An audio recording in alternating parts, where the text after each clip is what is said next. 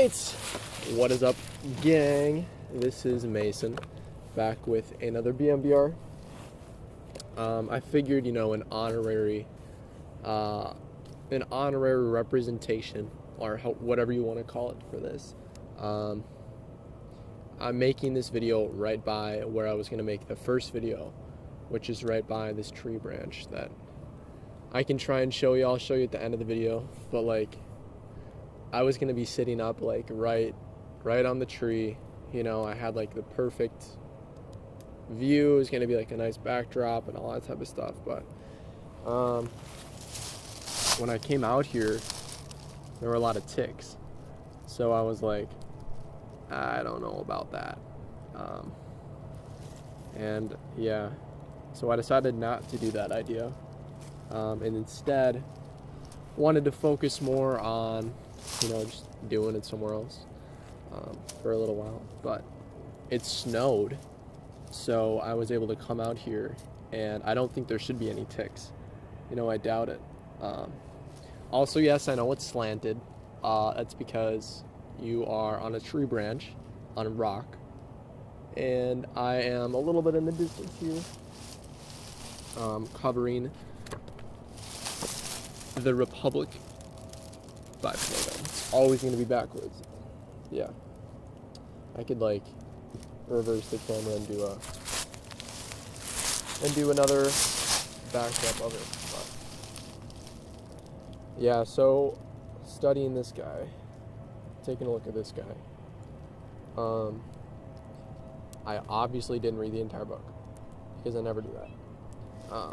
What I did is just took 2 chapters from it, and then read those and took some notes, and I can show you guys. But this one was pretty good,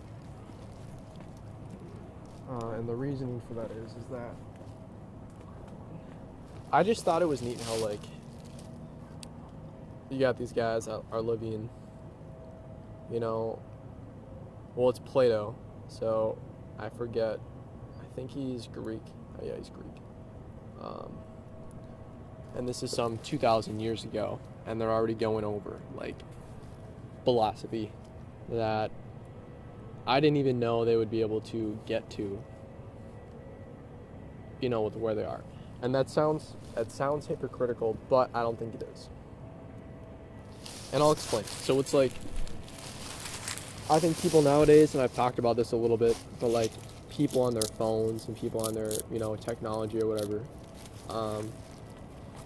I think phones are able to soothe a deeper part of yourself, and a deeper part of yourself is gravitated to your phone. And I don't mean deeper spiritually deeper, even though I think that's a part of it, but I mean instinctually. There's so much stuff that's going on in your phone, and it they talk about these types of drives in the Republic by Plato, which I just it's neat how they were able to see that. I'm not sure if I have this one quoted, but I remember it. Probably had it written down in my handy notebook. I keep a little it's imagine, well, it's a little file folder, right? And then I put all my notes from the books in there. So it's all of the different quotes that I have, I can just look back into that book. That way I don't forget it. That way I can think about other things and not forget what was important. But I usually write down, all my other stuff here. Obviously they're blank because I tore them out. But then they end up in here. So yeah, I never explained the music thing. What I was getting at is it's it talked about a guy, and he was listening to music. And when he was listening to music, it was first that it made his soul malleable. Taking a metal and then making it into a sword. It was like that. So I thought that was pretty neat. And then yeah, so it was like, imagine taking steel and then making it into something different than steel. Getting cold. Good thing I brought this holy. To the point that you could make something else that was better, like a sword or like a shield. And then it talks about how when you let music get in to spots that it shouldn't, that it makes the steel brittle and break easily. And I just think that's such a good anomaly, like not even for just music, but also for a lot of different things that give people dopamine. Because at first it will like open you up to all the things that it has to offer, but if you let it take too much control, like take too much control of your soul, then and it gets kind of scary, and I see that all the time in people, but it's hard to call them out, especially if they don't want to be saved. But from what I've found, like, yes, exploiting something to the point of where it is a normal, in terms of something like, what's a good example? Like video games, like playing video games with your friends and it's all about killing people. Like, you could argue that's an exploited emotion, but I'm more or less, like, the more specific one that I think plays more of a role is the social game. Like I talked about in the previous episode.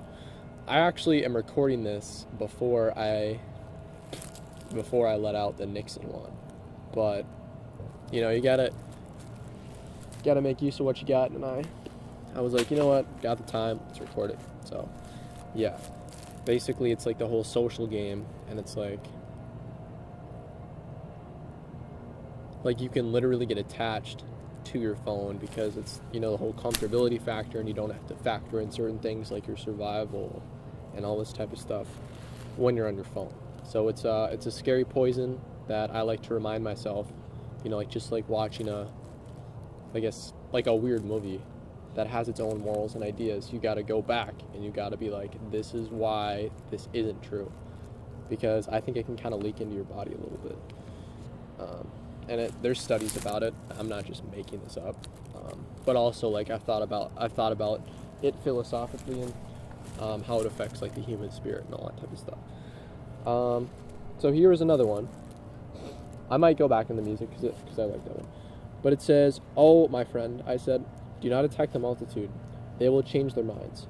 If not in an aggressive spirit, but gently and with the view of soothing them and removing their dislike of over-education. You show them your philosophers as they really are, and describe as you just now doing their character and profession, and then mankind will see that he of whom you are speaking is not such as they supposed. If they view him in this new light, they will surely change their notion of him, and answer in another strain. Who can be at enmity with one who loves them? Who that is himself gentle and free from envy will be jealous of one in whom there is no jealousy? Nay, let me answer for you, that in a few this harsh temper may be found, but not in the majority of mankind." So that's like such a loaded paragraph. And dissecting that for you guys, what it's saying is it's like overeducation. I think of it as being like the philosophy of overeducation, and like, oh, you're gonna get brainwashed. And it actually talks about this in another book. And it's called The Rise of the Greek Epic by, I forget the name, but pretty neat book, pretty unique cover. This was published in like 1932. How's battery? Battery's good. Nice. And it was saying that, the Greeks, what they did, and their entire philosophy is that they were like held up to a higher standard. Like, they are people who, had to hold themselves up to a higher standard rather than the typical barbaric people that were around them. So tying that into this guy, it's like the whole theme of overeducation, I think what it's relating to is that when you have certain morals, then you could become brainwashed into whatever morals, are going upon you. And it's like, well, if I'm speaking out of love, and I'm speaking out of love by acknowledging, what's going on, and there is no jealousy, then you were able to act in a higher way without having to worry about other things, which I just thought like that's so neat, but obviously it's tricky being a human because like you can never always know for sure in theory, if someone is trusting you unless you can sense it, but like talking from a theoretical standpoint, you should, yeah. It's like with loves and people, I talked about this with the Walmart one and the Nixon one, but it's like by recognizing that level of love, you're able to be comfortable there and flourish there, which is, in my opinion, one of the most beautiful and necessary things for people. So, yeah, it talks about that here, but it more or less, it's talking about it in a political standpoint and how people should, face each other politically and in their own society. I think this was another one. Yeah, this was another one. I'm going to start it from here. So, you mean the sun, as you and all mankind say. May not the relation of sight to this deity be described as follows? How? Neither sight nor the eye in which sight resides in the sun. No.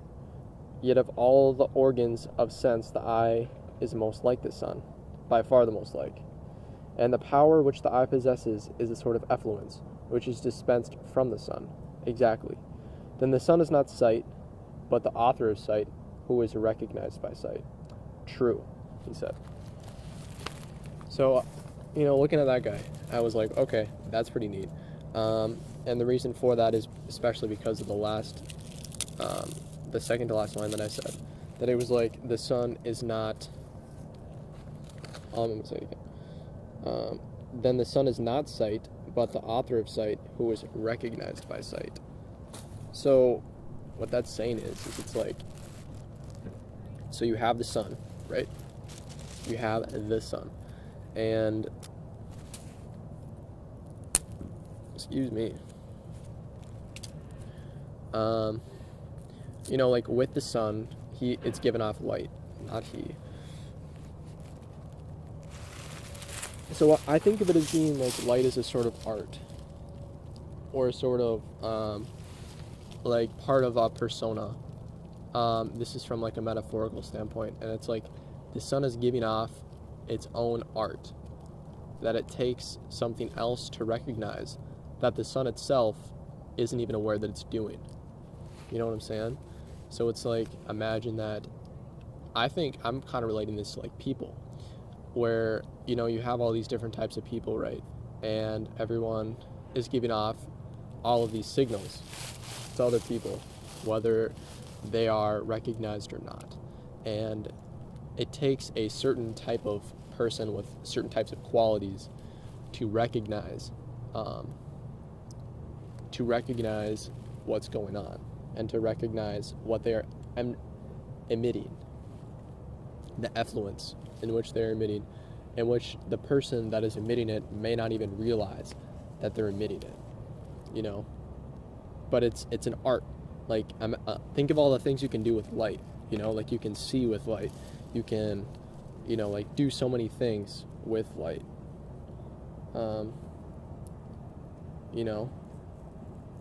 so, yeah, it's like if the sun was able to recognize that it has the power of producing its own light, then like imagine, like it would be recognizing itself, which it can't do without an eye. So that's fairly, I don't want to say out there, but it's fairly tricky concept, but it's not really even a concept. It's just my my take on what he is saying, and my take on it's my one of my connections that I made. All right, so let's see. But yeah, I mean, it talks about how like a philosopher in this book as well, like doesn't get any like bodily pleasures, and I found that to be interesting, because when you're thinking about like the deep theoreticals of philosophy, right, then you obviously aren't going to be getting darkness is making me suspicious. There might be an imposter. You aren't going to be getting, you know, like when you eat food, it feels good. But with philosophy, you aren't eating anything. You're just thinking. So I think that's what they're getting at. Is like, it's all about, it's purely based off of something that is not derived from a body necessity, but instead is derived from pure logic and the goal or the well-being of what someone should do. Dang, it's getting dark out, dude. I thought I was coming out here early. It's literally like 6 o'clock right now. Like, it's crazy. I thought it was 4:30 and I thought it was 5:30, and I was like, bro, how is this early but late? So yeah.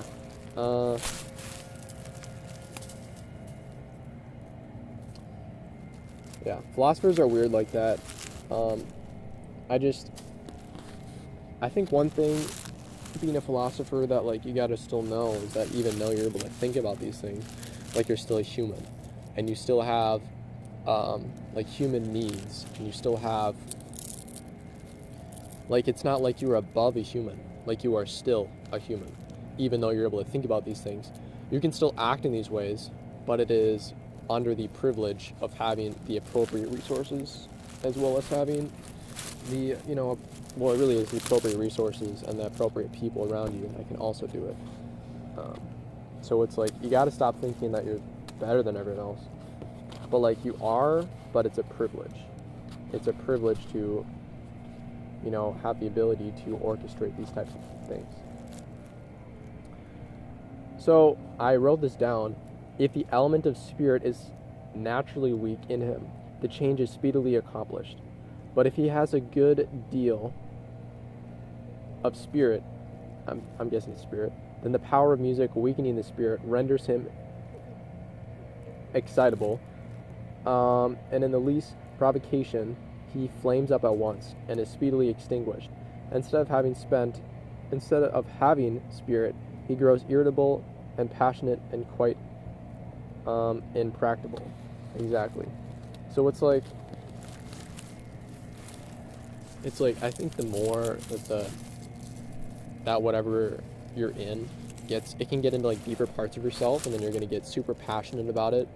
But I think there's still a part of you that's like, nah, like, why do I care so much about this? So then you're easily extinguished by someone that recognizes reality.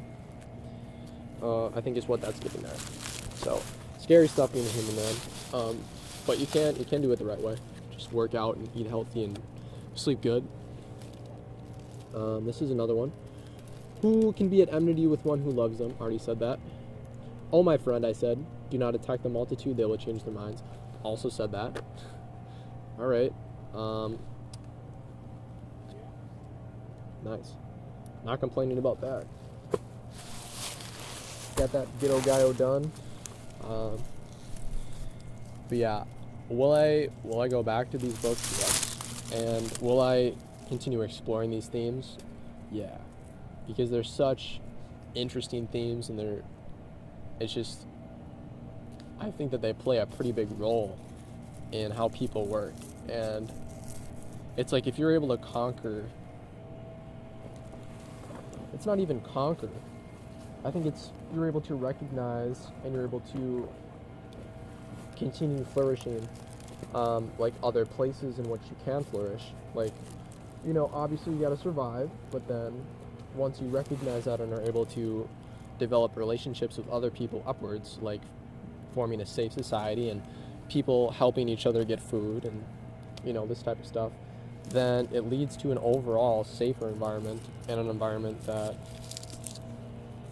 following, or it's not following, it's being a leader within that specific regime, you're able to flourish in that own way. But just addressing that paradox is that I think it's difficult for people to live there because you can't be truly free. Like, you can't do whatever you want. And that is just a handicap of being a human. Like, you can't go around killing people unless you're the king, right? And some people want to kill people because they want to do what they want, and it's like an exercise of a certain level of power, and they can do that when they're sitting down, so it's just like, it's gonna start messing with your brain. Like, I just killed someone but I'm sitting down, and then it'll be like a brain thing. It's so weird like that. I'm not really gonna delve much into that because here's my other notebook, because there's so many different places that irregularities can go that I just like for the purpose of right now, even though you can think about it later, I think you should recognize the beginning of the fault, but then also allow yourself to get back to where you need to be. Otherwise, you can be stuck in a stasis of, really it would be diagnosing other people and other situations, but then you get stuck there because it makes sense, but it also doesn't make sense. It's like a truth that is a truth within a truth that is more encompassing. So yeah, this is my other notebook that I finally found. It had been hidden in my other book, but it's fine. My other notebook was only like $2 anyways. Look at this. The OG Elements is still in here. Yeah, I think that's really it. I was gonna do more about it, but I don't think I got it. Like, this has been good. Been a good start. I'm gonna cover briefly. Okay, fine. I'm gonna cover briefly a little bit from the other book, and it's all about it's called the natural experiences, the natural experiments in human history. And what it's about is, I'm gonna grab it quick, is it just talks about how economies grow, and it makes sense, and people making the most out of the resources that they have. And the part that messes me up the most, I'm not going to talk about that, whatever. It's about boom busts, and it was like, it wasn't exploiting, it was something about, I was just reading, export rescue. So it's like the American boom that occurred in the this would have been in the 1800s and 1700s. There were these large booms that were going on, and literally, like, the city of Chicago, this is the most extreme example that I found. It started out as 100 people, and it ended up being 4.6 million people in a short period of time. I have it written down in how long it actually was.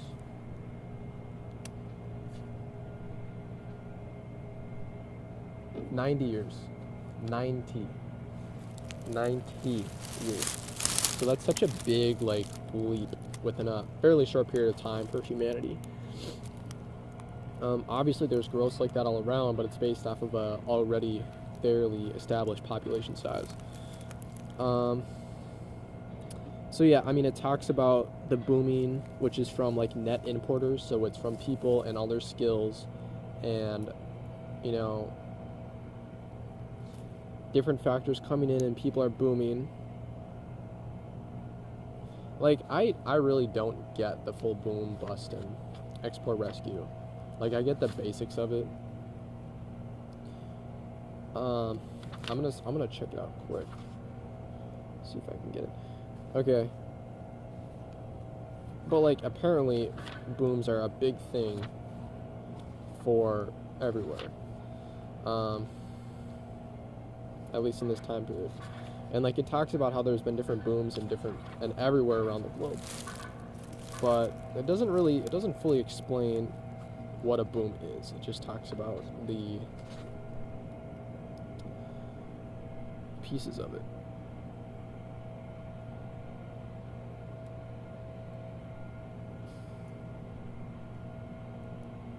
Yeah, so it talks about like the New York of Siberia increased sixfold in like 25 years. Yeah, it would have been 25 years.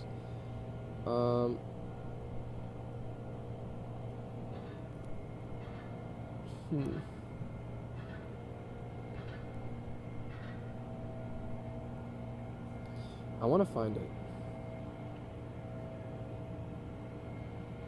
If y'all want to chill here, you can. Otherwise, you can do something else.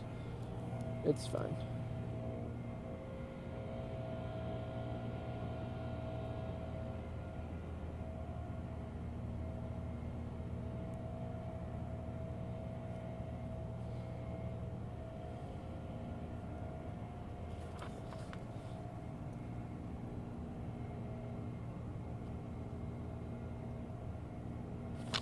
So it says, this essay is, in part, yet another attempt to explain the remarkable growth of the American West.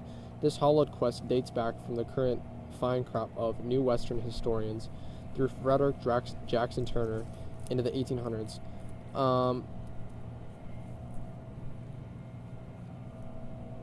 Yeah, so this guy's saying, like, there's been a lot of attempts, but even, like, it's an attempt. But it's still, like, it made sense when I was reading it, but now I gotta go back. So here's one. In 1790, the Appalachian West contained 109,000 Americans, settlers. Dude,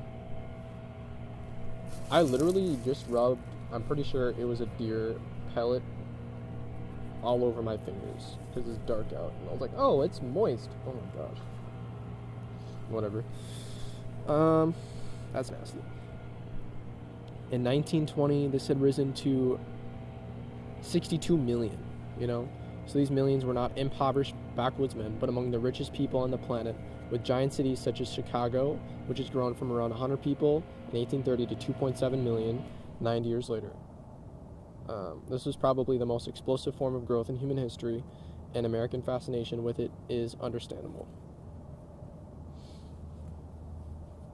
Alright, just give me a single minute to find this, and I will explain it.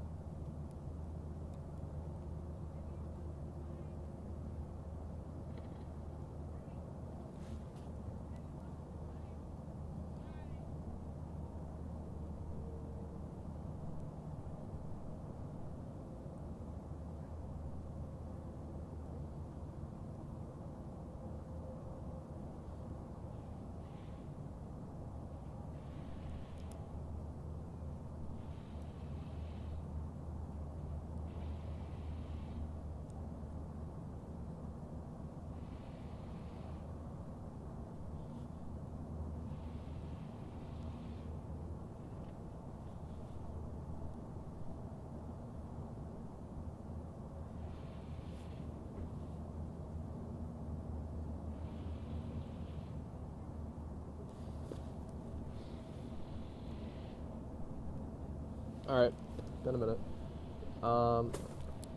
So, essentially, my idea of it is, oh my gosh, it's basically all the way black, is that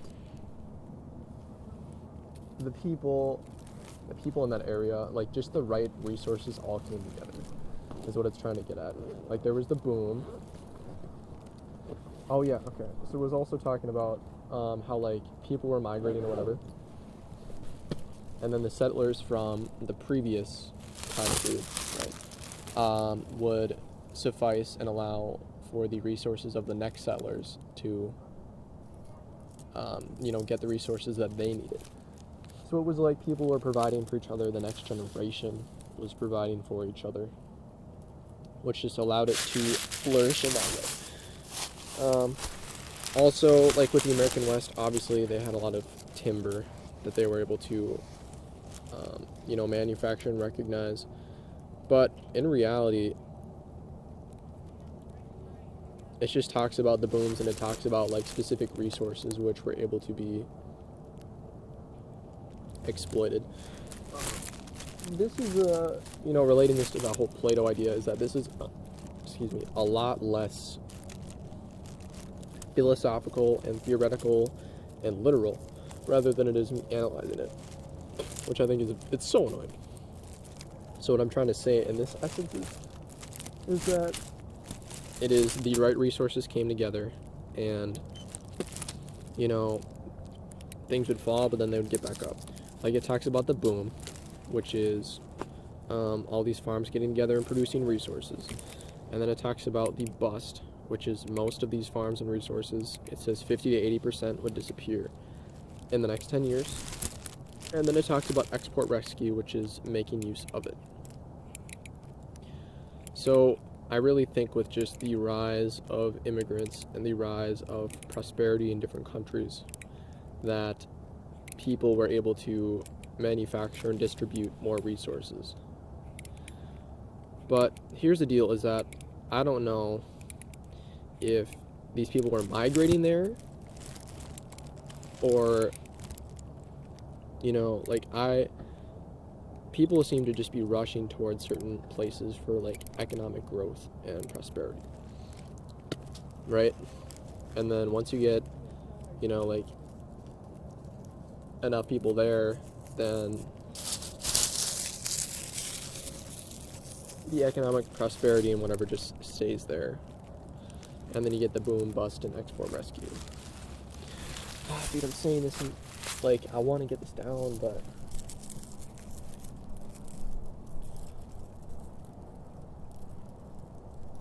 it really just seems to be the right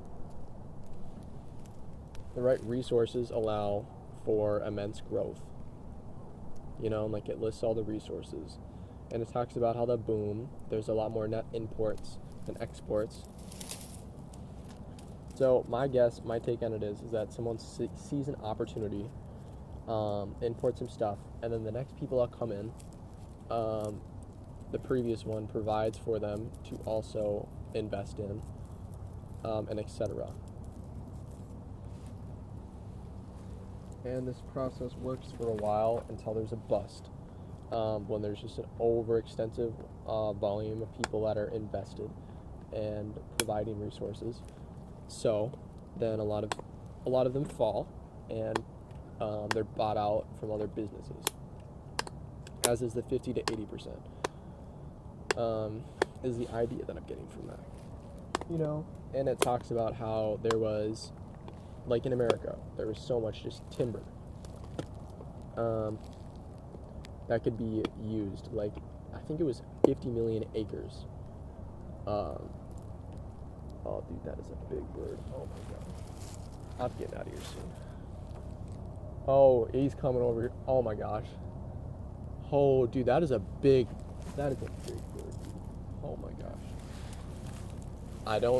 Dude, if you see a big bird coming at you and it's this dark out, it's gonna scare you, okay? But yeah, that is the idea that I'm getting of this type of thing. So I want to get that more down, and I will next time try and figure it out, or continue thinking about it right now. But that seems to be the basic idea, is that there's an opportunity recognized by people. I mean, thinking about it from a theoretical standpoint, there's an opportunity, people come, they use the most, they get the most out of it, and then too much supply results in a bust. That's probably what it is. That's probably all that it is. Oh my gosh, dude. There's like a little hole that I was gonna be sitting by. But it could be like a predator's den. Like, it looked like that. For like a fox or something like that. Yeah. So that really seems to be the main idea, and then it would flourish, and people would continue going and flourishing there as the resources of net imports in the boom for people to invest allows, and then the booms could support each other, but not everyone makes it, so there's a bust, and a lot of the people fail, at least half, but sometimes around 80%. And then the export rescue is just the people making use of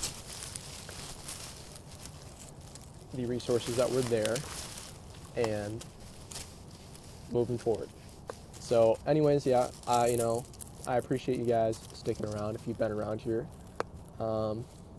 It's just nice, just chilling. So I hope you guys have a great rest of your day, and I will see you later.